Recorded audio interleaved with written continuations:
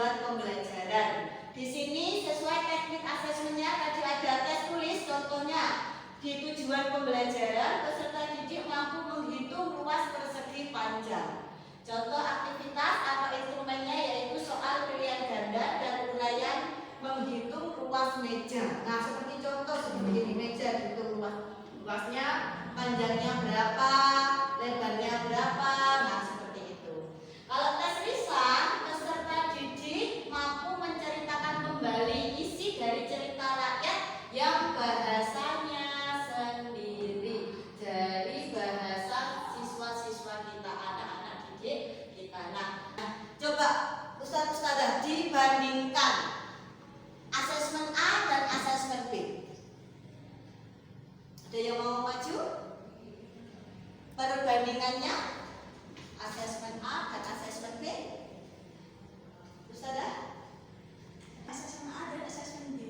Tapi kalau asesmen A ini lebih berpusat pada pertanyaan soalnya itu banyak.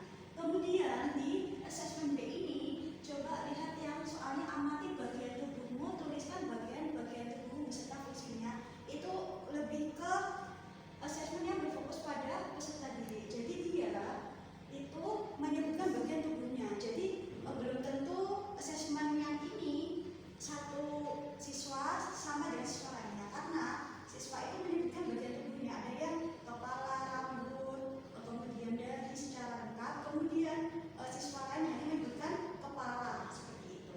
Kemudian yang asesmen A ini adalah soal secara umum. Pasti semua buku atau dimanapun dia mungkin menemukan soal-soal yang seperti ini, seperti itu. Atau mungkin ada tambahan dari teman-teman sekalian? Tambahan, sudah setuju? Setuju. Oke, terima kasih.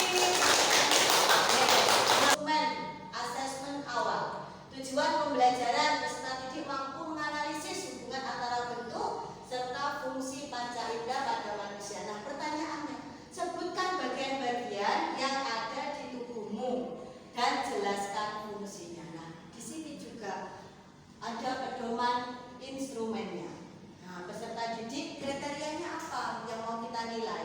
Peserta didik mampu menyebutkan bagian-bagian tubuh beserta fungsinya. Nah, pemetaan asesmen awalnya apa?